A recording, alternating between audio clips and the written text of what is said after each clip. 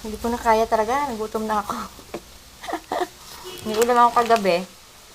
Hindi ko inulam kagabi. Lagay ko sa rep. Ito malamig, kakainin ko. Nanay, bahala na siya. Mag-antay siya ng gulay. Wala na yung sausawan. Basta ganitong gutom ako kahit anong kakainin ko. Gutom talaga ako. Kain tayo. Nanginginig na ako eh. Nanginginig na yung laman ko. Sabi ko, babawas din ako ng chicharon. Kasi lalagay niya ito sa ampalaya. Sarap yung may malutong-lutong. Lagay mo na dyan.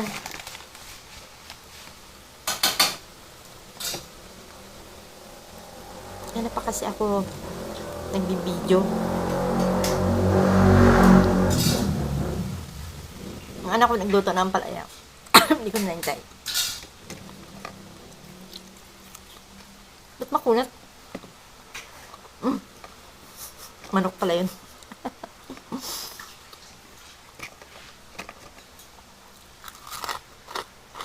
Sarap. Magkamay na lang ako.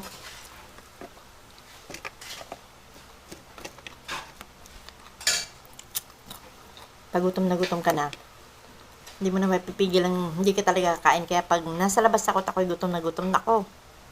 Hihimatayin ako niya.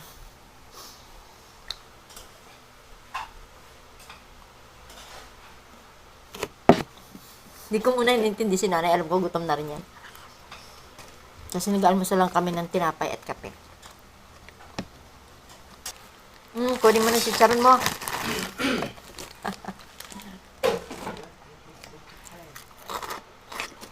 Anong oras pa lang? Alas 11 na pala. Anong oras na, Nay? 11 ano? Nag-almusal kami kanina. 7 o'clock. Tinapay at kape. Siyempre, gutom na.